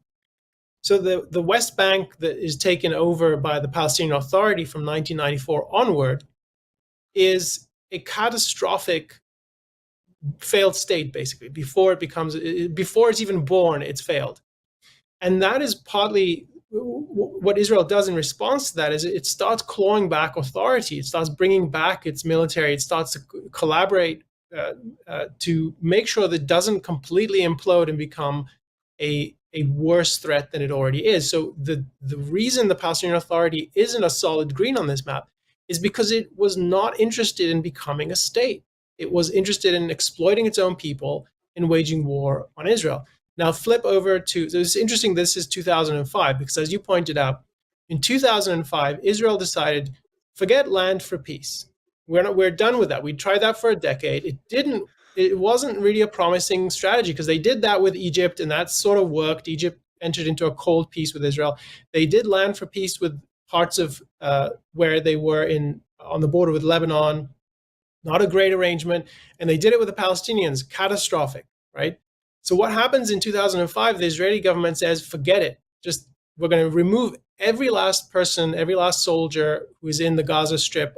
We're going to hand it over to the Palestinian Authority. This failed state that I was describing, it's going to take over. And then a year later, with the blessing of the United States, they hold elections in the Palestinian Authority. So that's both Gaza and the West Bank.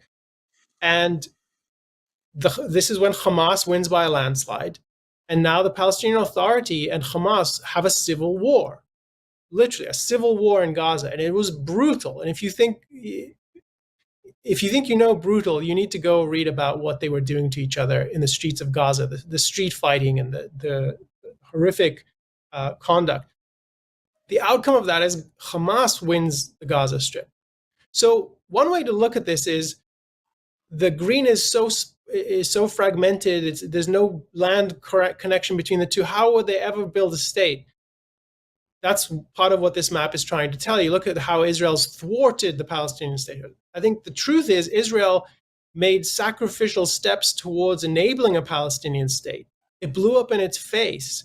And the consequence is that there are now two Palestinian states. The Gaza Strip, ruled by Hamas, which hates the Palestinian Authority, which is ruled by Fatah and the PLO.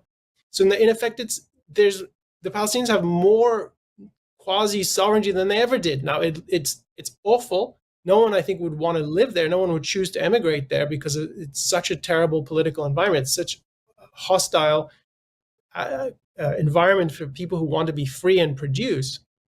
So this is part of what the map is not telling you. And it's the reality of two rival Palestinian states that would destroy each other if they had the means to do it, embedded within Israel. And so I have sympathy for the Israelis not knowing how to solve this because they tried land for peace. It didn't work the way they thought it would, but predictably it made things worse. Now, the final thing I'll say about this map is that it has to be understood, at least in part, in the debate within this space between the pro-Israel and the pro-Palestinian side. And the pro-Israel side has really well-developed narratives about some of what we've been talking about, some of which is true and I agree with, some of it is I don't agree with. And the map is calculated to respond to some of those talking points. And what are those talking points? One is that Israel has long been willing to trade land for peace. And you've been talking about that, Nikos. You've given some examples. And then the reality is the Palestinians, which is true, the Palestinians repeatedly reject those offers. And the big one you mentioned, the Clinton protocols, or the Clinton parameters, from 2000, this was the biggest offer they were ever put on the table. And I think even people sympathetic to the Palestinian cause were surprised that their leadership walked away from it. But I think what it reveals is there was no real interest in any kind of peace. Now, that idea that this map is supposed to show Israel was never interested in Palestinian statehood, has always been thwarting it. The map is supposed to undo that pro-Israel narrative. But the issue here to notice is that the people on the pro-Israel side responding to this, I think are falling into a trap. I think that the trap is that it's right to try to do land for peace. I think that is a mistake. I think there was enough evidence early on to realize this was not the path forward. And each step they took in this direction made things so much worse for their security and for the lives and freedom of the Israeli population. So the idea that the answer to this map is, no, Israel has been making offers and the Palestinians walked away. That is all true. It's important. It's revealing of the Palestinian goals. But it's also not the most important point here. The most important point here is that this is further evidence that the Palestinian cause was not really interested in building a free, prosperous society. And what the map is showing you is that one way to read the map is that's the collapse you can read off this final panel. They can't build a state when they're given the opportunity and billions of dollars in international aid to do so. So it's not as if they're bootstrapping. Even with all that, even with all the regional aid, they don't do it because it's not their goal. I think that's the most damning aspect of this map, is that this is evidence, yes, but not of Israel's perfidy or dishonesty or lack of will for peace.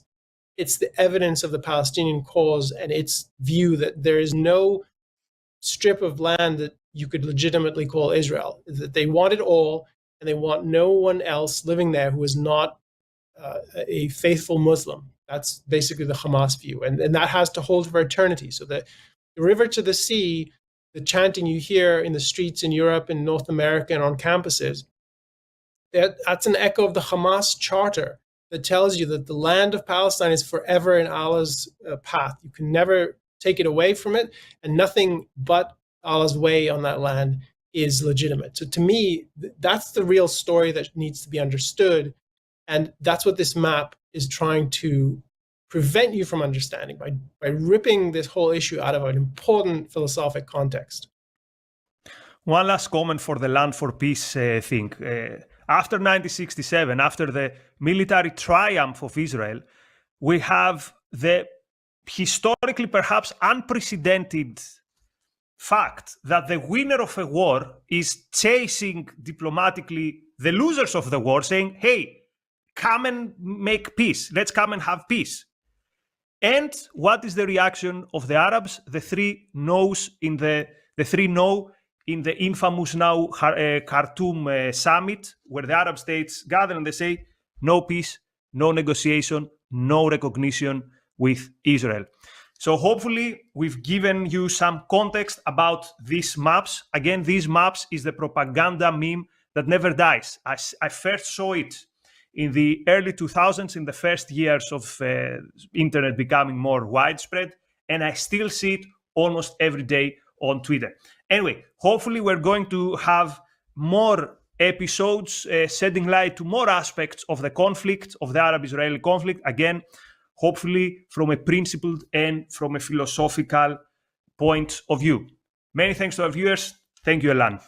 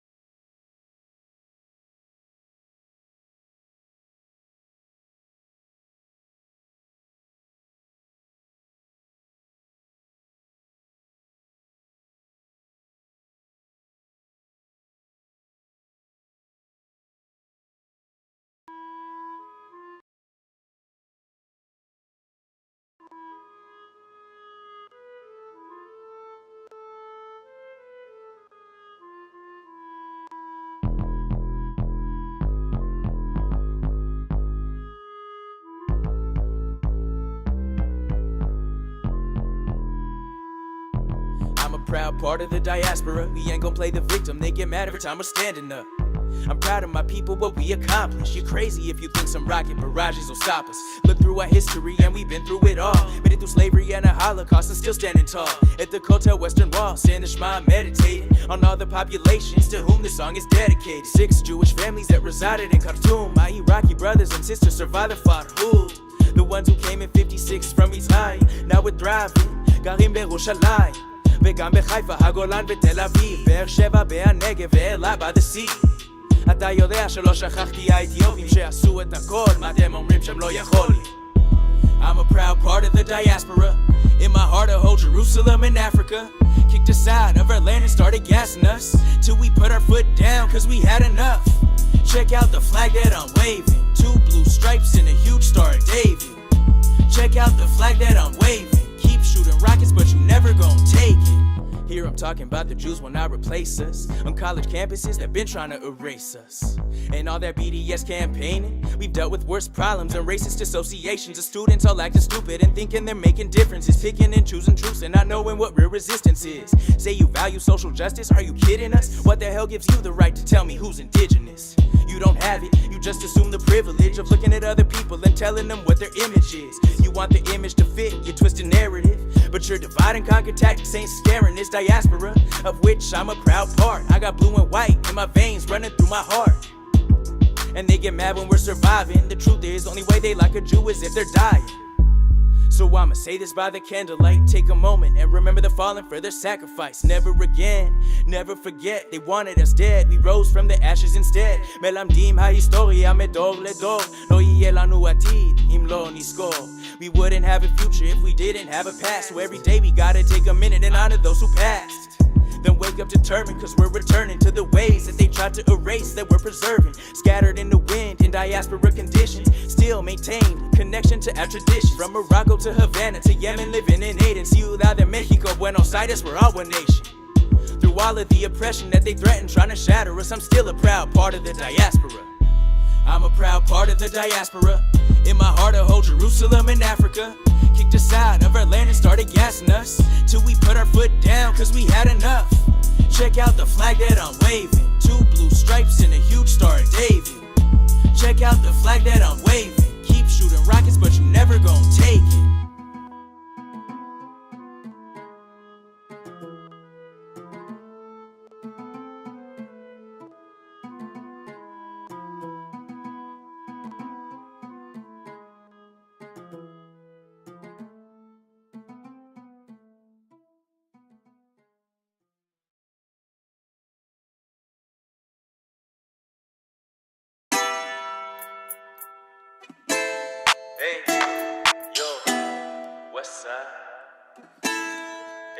You ain't seen what we seen, you ain't done what we done. You don't know where we been, you ain't from where we from. This my turf, I'ma make you touch grass. All my homies gon' blast for the homeland, we gon' make them hurt.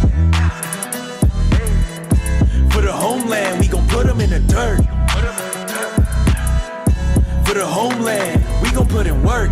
Blue and white waving in the wind. You ain't from where we from and you don't know where we been. I can't expect you to, so let me tell you these tales of a nation made up of refugees. My dad was born on land drenched with the blood of the past, reminded that he didn't belong at every chance. Not allowed to leave, fake visas to sneak onto planes, false destinations. I spent some weeks in refugee facilities, survival of the fittest. We thrive so we can live to see fruition of persistent dreams. Visions that tied us together when we were dispersed. Reality would've had anyone thinking the curse, but we didn't.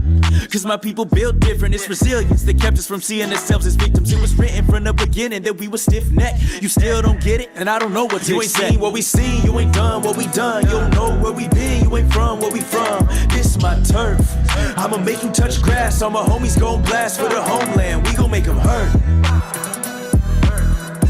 For the homeland, we gon' put them in the dirt. For the homeland, we gon' put in work. No longer part of the diaspora, I'd had enough, I came back to where my ancestors from. Still standing tough, I ain't going back to none. Still got enemies trying to turn this to a battlefront. I'm proud of my people, will be accomplished. Still crazy if you think some rocket barrages will stop us. We gain strength from our fallen, all the victims of the bombings. Their souls never forgotten, all too often saying Kaddish. We won't forget you, Avera, you're not alone. And in the north of Ethiopia, we need to bring them home. See, nothing between us ain't go reconstruct a throne. Sometimes it's tough to find roots in a world that's overgrown. But we've got it, we ain't got another choice. If we don't tell a story, someone else gon' steal our voice. And it's happening, madman ranting on the media. Kanye and Bella, they've got millions believing them. What we seen, you ain't done what we done. You don't know where we been, you ain't from where we from. This my turf, I'ma make you touch grass. All my homies gon' blast for the homeland, we gon' make them hurt. For the homeland, we gon' put them in the dirt. For the homeland, we gon' put it. סליחה על המבטא שלי, עדיין השפה שלי. מול עיניים השטן אף פעם לא פחדתי. סיפור רק ההר שלי, אין ככה חזק אחי. כמו שאני זכרתי בקשה, אל תשכח אותי. הכל בשביל העם, עברו את המדבר בסודן. באו בלי כלום מתימן. הגיעו לבלגן של קיבוץ גלויות. עזבו את הכל, רק לגור במעברות. מפולין לטריפולי, איך לספור כמה פוגרומים. מה קרה בבגדד, זה מגדיר מה זה קושי. לפעמים קשה להאמין מה שבנינו. בסוף הבלתי אפשרי מה שעשינו. מה נמצא בסביבתנו? ארצנו, אחווה, יבריסקיה, בратство. מה נמצא בסביבתנו? ארצנו, אחווה, יבריסקיה, You ain't seen what we seen, you ain't done what we done. You don't know where we been, you ain't from where we from. This my turf, I'ma make you touch grass. All my homies go blast for the homeland, we gon' make them hurt. For the homeland, we gon' put them in the dirt. For the homeland, we gon' put in work.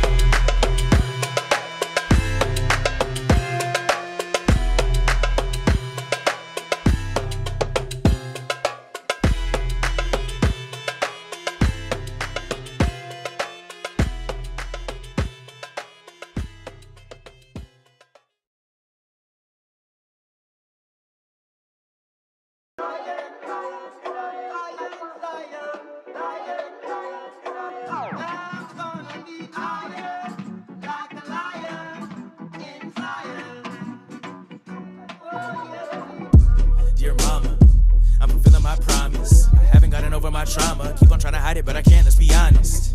You wouldn't believe what's happened. Look how far we've come. Came from concentration camps and had nowhere else to run. I wish you were here to see it. You used to dream about it. I never believed it, never imagined that I'd ever be so astounded by what's before me on the other side of barbed wire gates. Held back by the thoughts of war, we gotta keep in mind in 1948. Now we got something to fight for, declaring our independence. Just as expected, offended our enemies, now our existence is threatened. Our people, we need some protection. I'm saying never again. Difficult odds that we're fighting against, from the river to the seas, but they're trying to cleanse. Not waiting around for that to happen. Heard those